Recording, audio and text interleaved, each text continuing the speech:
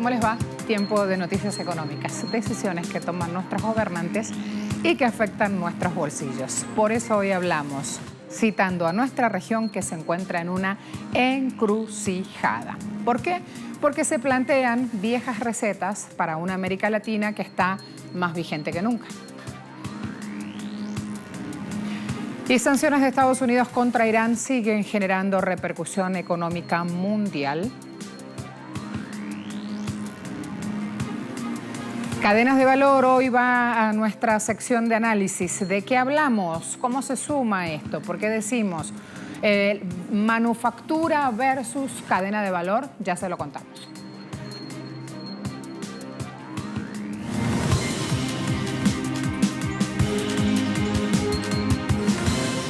En esta jornada la Comisión Parlamentaria vota el proyecto de la reforma de las jubilaciones antes de enviarlo al plenario. ¿De qué país hablamos? De Brasil, del Brasil de Bolsonaro. Hoy deberían entonces conocerse los cambios que el Ejecutivo le habría hecho a este proyecto de reforma. Proyecto aún. Con esto se admite que si la reforma de pensiones se votaba la semana pasada sin modificaciones, hubiese sido rechazada. El gobierno supuestamente atendió a demandas de partidos de centro, acentuó con cambios en el texto de la propuesta y prometió analizar las indicaciones que le hicieron las distintas fuerzas políticas. El líder del PP en la Cámara, Arthur Lira, viene afirmando que entre los puntos a ser cambiados consta el fin de la extinción de la multa del 40% que aplican las FGTS en la dimisión sin causa de jubilados y también la retirada de exclusividad del Poder Ejecutivo para proponer cambios en la reforma. Para algunos es más fácil pedir perdón que pedir permiso. En Argentina, para el macrismo es más fácil echarle la culpa al otro que asumir la responsabilidad de los efectos que causa al país las medidas en materia económica que ha tomado desde Cambiemos, la agrupación política que lidera el presidente Mauricio Macri. ¿Por qué si la situación fiscal y la monetaria viene tan consistente con lo previsto, los mercados siguen votando en contra y hoy vuelve a subir el riesgo país? Yo creo que tiene que ver fundamentalmente con la incertidumbre política, ¿no? Con la incertidumbre que tienen los mercados acerca de cuáles son las propuestas de la oposición. Las nuestras son muy claras. Si la situación fiscal y la monetaria viene tan consistente. Último, analistas aseguran que el ministro Duhovne tiene razón. Fíjense allí los indicadores de cómo va subiendo el dólar y por ende también va subiendo el riesgo país. Así estamos hablando entonces de los hechos en Argentina y cómo va escalando justamente a raíz de esa incertidumbre política la desazón económica.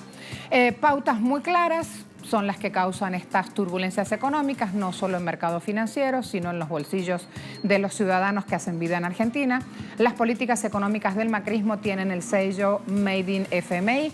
Recordemos que el año pasado Macri firmó un acuerdo con este organismo por un monto de 56.300 millones de dólares, con los que, según él, se sacaría al país de la crisis que ellos mismos causaron. Pero lo cierto es que solo se han implantado políticas de saqueo y ajuste, dejando a gran parte de la población sumergida en el desempleo y el hambre. La semana pasada el macrismo, dando patadas de ahogados, porque se acercan las elecciones nacionales de octubre y los votos parece que no dan, decidió congelar precios de docenas de productos de alimentos básicos y servicios públicos en un intento por recuperar apoyo de los consumidores más afectados. Sin embargo, economistas dicen que estos controles hacen poco para ayudar a parar la inflación rampante que se ejecuta a una tasa anual de más del 50% y que marcó un cambio hacia políticas más populistas.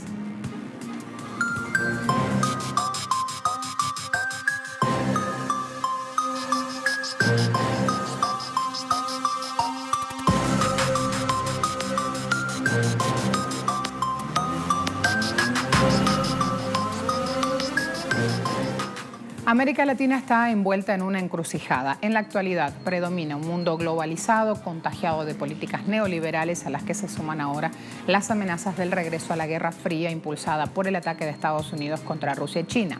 Hoy ponemos el acento en la primera de ellas. El mundo aún no se ha recuperado de la crisis económica de 2008, provocada por Washington. Como si eso fuese poco, resurgen en la región regímenes ultraconservadores que apuestan por el gran capital, impulsando privatizaciones y echando tijera a los programas sociales, perjudicando aún más a los que menos tienen. De acuerdo al informe anual de la CEPAL, que lleva por nombre Panorama Social de América Latina, la pobreza extrema ha alcanzado su nivel más alto desde 2008 y la proporción de personas en situación de pobreza extrema continúa creciendo. El nivel de pobreza pasó del 9,9% de la población en 2016 a 10,2% en 2017, equivalente a 62 millones de latinoamericanos, y la tasa de pobreza medida por ingresos se mantuvo en el 30,2%, equivalente a 184 millones de personas. El organismo también subraya que pese a los avances entre la década pasada y mediados de la presente, desde 2015 se han registrado retrocesos. Y no es para menos, pues si bien a principios del siglo XXI tomaron impulso a gobiernos progresistas y nacionalistas que llevaron adelante políticas sociales a favor de la población empobrecida, en los últimos años la situación se ha revertido en algunos países, cuyos gobiernos han vuelto a imponer regímenes que van en contra de los intereses de la mayoría de la población. Bajo estas condiciones, lo más probable es que en los próximos años la pobreza alcance niveles más elevados en la región, como ya está ocurriendo en Brasil, Argentina, Honduras o Perú. De acuerdo a un informe de la CEPAL, este año se vislumbra como un periodo en el que, lejos de disminuir las incertidumbres económicas mundiales, serán mayores, provenientes de distintos frentes. Esto repercutirá en el crecimiento de las economías de América Latina y el Caribe, las que en promedio se expandirían solo 1,7%, con grandes diferencias entre ellas, embates que en medio del ascenso de gobiernos neoliberales en la región, los terminan pagando siempre los que menos tienen que ver en el asunto.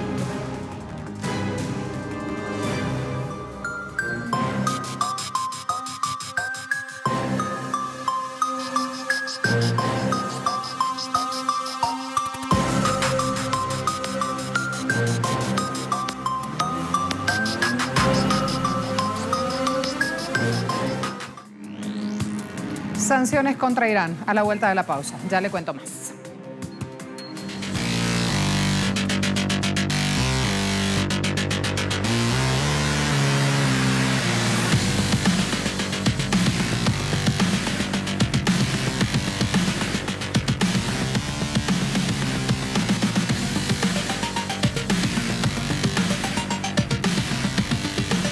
Vamos a ver ahora cómo continúan las repercusiones por la decisión de Estados Unidos de aplicar sanciones a Irán, de prohibir al mundo que le compre petróleo a Irán. China ha destacado que la decisión de Washington de imponer sanciones a los compradores de petróleo iraní podría intensificar la agitación, no solo en Oriente Medio, sino dañar incluso el mercado internacional.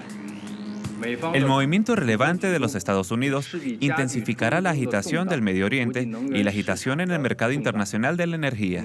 Instamos a los Estados Unidos a que adopten una actitud responsable y desempeñen un papel constructivo en lugar de hacer lo contrario. China se opone firmemente a la implementación de las sanciones unilaterales por parte de los Estados Unidos y su así llamada jurisdicción de larga duración. La cooperación normal entre la comunidad internacional, incluida China e Irán, en el marco del derecho internacional debe ser respetada y protegida. Si bien China se opone a las sanciones de Estados Unidos contra Irán, Japón toma una actitud más pasiva, pese a ser uno de los países más afectados con esta decisión de Trump de acudir a las sanciones. El jefe de gabinete japonés, Yoshihide Suga, dijo que Japón ha estado coordinando con Estados Unidos antes del anuncio lo siguiente. Hemos estado coordinando estrechamente con Estados Unidos desde la perspectiva de que las compañías japonesas no deberían verse afectadas negativamente por la política, pero nos abstenemos de comentar sobre cada asunto diplomático individual. Tras el anuncio del gobierno de Estados Unidos, tendremos una discusión cercana con las empresas japonesas relacionadas y tomarán las medidas necesarias para que el suministro de energía de Japón no se vea afectado.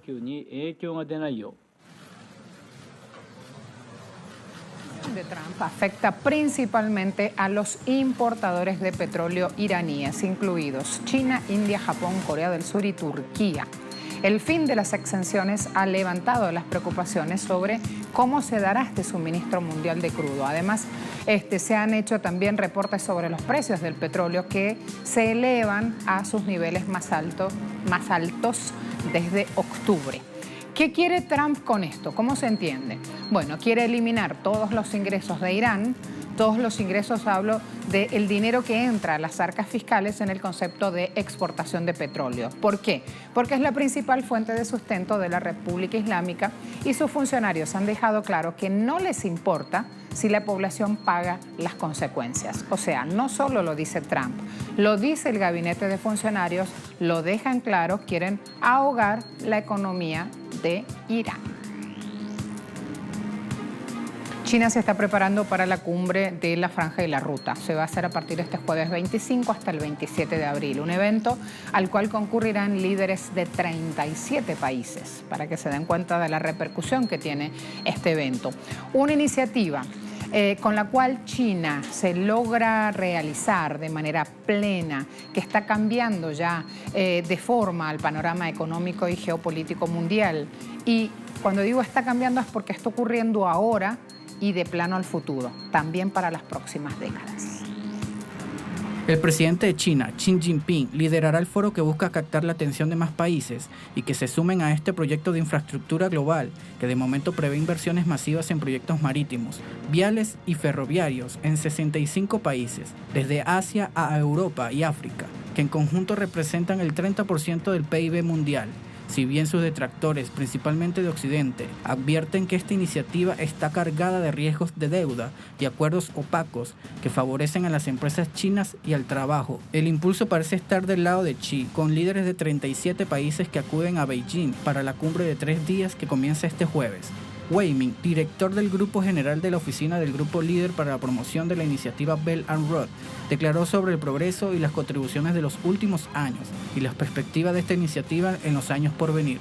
Hemos verificado con los países relacionados el principio rector del financiamiento y la inversión y hemos realizado esfuerzos comunes para crear un sistema de financiamiento e inversión estable, sostenible y controlable por el riesgo a largo plazo. La Asociación Asiática de Cooperación Financiera ahora tiene más de 100 miembros. Los esquemas de préstamos especiales por un valor equivalente a 380.000 millones de yuanes habían brindado un fuerte apoyo a la cooperación e infraestructura, capacidad de producción y financiamiento bajo la iniciativa. El Fondo de la Ruta de la Seda ha recaudado 100.000 millones de yuanes adicionales. Un dato destacable es que los 279 proyectos visualizados en el primer foro de la Franja y la Ruta desarrollado en 2017 se han completado de acuerdo con el plan.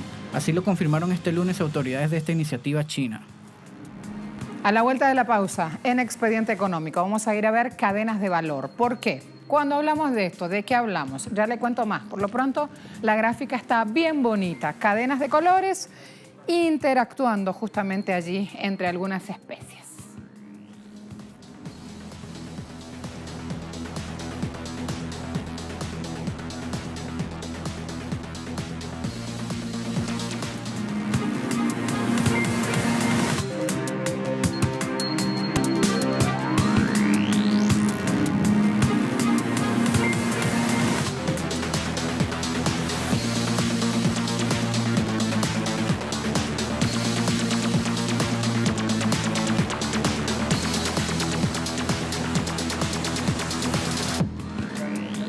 Vamos a ver cómo se da el desarrollo de las cadenas globales de valor o cadenas globales de producción, que ha sido una de las mayores transformaciones de la economía del mundo en estas últimas décadas. Hoy, gran parte de la producción y del comercio mundial tienen lugar dentro de estas cadenas y esto genera que los bienes intermedios ganen creciente importancia en todo este vínculo comercial que llevan adelante los países. ¿Cómo se articulan?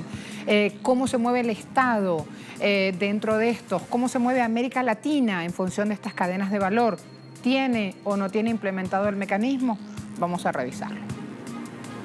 Las cadenas de valor juegan un papel importante en la economía global. Una parte creciente de la producción, del empleo y del comercio se estructura en torno a cadenas de empresas que se ubican en diferentes países. Bajo esta lógica, la producción es organizada por una firma líder que ejerce una gobernanza al coordinar las distintas empresas para llevar adelante el proceso productivo. Acapara para sí las tareas basadas en innovación, diseño y comercialización y delega en otras firmas la manufactura. El análisis de cadenas de valor se ha concentrado en cadenas globales y nacionales más que en cadenas cadenas regionales de valor. Sin embargo, en muchos casos, estas últimas constituyen la base principal de acceso y articulación con los mercados internacionales. Las cadenas globales de valor tienen su base en los grandes núcleos regionales de crecimiento económico e integración. Estas cadenas se organizan a escala global en torno a 3 grandes fábricas: la fábrica Europa, con centro en Alemania, la fábrica América del Norte, con centro en Estados Unidos, y la fábrica Asia, cuyo centro se ha desplazado de Japón a China. En estos 3 polos se organizan las principales cadenas de valor para la elaboración de bienes industriales. América Latina, con excepción de México y parte de América Central y el Caribe, opera fundamentalmente como proveedora de commodities y bienes de fuerte contenido primario para estos polos centrales de producción manufacturera. A escala global, las empresas líderes se encuentran concentradas en los países centrales y China. Según Financial Times, de las 500 firmas más grandes del mundo, 209 se encuentran en Estados Unidos. Le sigue China con 37, Reino Unido con 32, Japón con 35 y Francia con 24 firmas. En este selecto grupo solo se encuentran 9 empresas de América Latina, lo que representa apenas el 1,8% del total. De ellas, 6 están en Brasil y 13 en México. Hace 20 años eran solo 3, una empresa brasileña, una mexicana y una venezolana. En América del Sur, la integración en cadenas regionales de valor es escasa y se da fundamentalmente en las relaciones entre pocos países: Argentina-Brasil, Ecuador-Colombia-Perú, Brasil y Uruguay. Las principales cadenas son la automotriz y autopartes, electrónica, aeronáutica y vestuario. En Centroamérica, las cadenas se encuentran más articuladas entre todos los países, con excepción de Nicaragua, siendo los principales sectores química y petroquímica, siderurgia y metalmecánica, industria farmacéutica, agroindustrias, textiles y papel y cartón. En el caso de México, sus principales vínculos se dan con sus socios del TLCAN. Los datos muestran que las empresas de América Latina se encuentran subordinadas en la producción internacional, lo cual les dificulta ser coordinadoras de cadenas a escala global e incluso regional, ya que dentro de la región el poder también está detentado por las grandes transnacionales. La inserción de los países de la región se ubica en los eslabones de menor valor agregado, fundamentalmente en maquilas y zonas de procesamiento, es decir, eslabones con trabajos intensivos que aprovechan bajos costos por mano de obra o acceso a materias primas y de bajo contenido tecnológico. Además de esta especialización en eslabones, la región aún mantiene una marcada especialización sectorial caracterizada por la producción de materias primas para la exportación. América Latina es potencia energética, cuenta con las segundas mayores reservas de petróleo probadas a nivel mundial, con un 20% del total, fundamentalmente en Venezuela. Es potencia agrícola, tiene más del 50% de producción de soja, casi 20% de maíz, 11% de la producción de leche y el 15% de la superficie agrícola en general. Alberga además una de las regiones con mayor biodiversidad del planeta, la Amazonia, y 1/3 de las reservas de agua dulce del mundo. La representación de América Latina en el comercio en cadenas es aún menor que en el comercio medido en términos brutos, donde osciló en torno al 5 y al 6% en los últimos años. La menor participación en el comercio, cuando se mide en cadenas en lugar de en términos brutos, se debe a que la región se especializa en producciones primarias, las cuales no se organizan en cadenas de valor de la misma manera que lo hace la producción industrial. En 2015, más del 50% de las exportaciones de la región fueron productos primarios o derivados. Esto supera los valores del 2000, que se situaban en 45%. Entre 2003 y 2014, esta cifra superó el 60%. Según una matriz de insumo-producto elaborada por la CEPAL para América del Sur, que permite ver las relaciones económicas entre los distintos sectores de la economía, tanto de bienes intermedios como finales, el 28% de los sectores posee encadenamientos regionales hacia atrás, definidos por la compra de insumos de una empresa que luego vende a una tercera, y el 48% hacia adelante, es decir, basados en producir insumos para otra firma que luego lo utilice para vender a una tercera. El estudio agrega que la producción destinada al mercado exterior genera 25.600.000 empleos. Sin embargo, únicamente 3.890.000 de ellos se deben a exportaciones intrasuramericanas, lo que quiere decir que solo el 15% del empleo directo e indirecto asociado a ventas al exterior se debe al comercio intrarregional. De ellos, 1.790.000 son directos y 2.100.000 son indirectos. En cuanto a las exportaciones en la región, estas se concentran en pocas empresas. La participación del 1% de las principales empresas exportadoras representaron el 98% de las exportaciones de Venezuela, el 90% de Paraguay, el 84% de Colombia, el 77% de Chile, 76% de Brasil y el 72% de Argentina. Según datos de la CEPAL, en 2017 solo el 16% de las exportaciones se dirigieron a la región, lejos del récord de 22% alcanzado en 1994. Son números muy bajos si se compara con Asia y Europa, donde la cifra alcanza el 50 y el 60% respectivamente. Colombia es el país de mayor peso de la región en las exportaciones con el 16,6%, seguido de Argentina con 16%, Brasil con 9,9%, le sigue Chile con 8,3% y México con 2,5%. En lo que respecta a la participación de la región en las importaciones de estos países, los números se ubican en torno a valores similares. La región no solo participa poco en la generación de valor agregado en el comercio internacional, sino también al interior de la región. El valor agregado de América Latina en las exportaciones de los países de la propia región asciende al 18%, apenas por encima del 15% de 1995. Esta cifra se encuentra muy por debajo de la registrada en Europa, que es del 49%, en Asia, que es del 42%, y América del Norte, que se sitúa en 32%. Hasta aquí el análisis. Gracias por acompañarnos.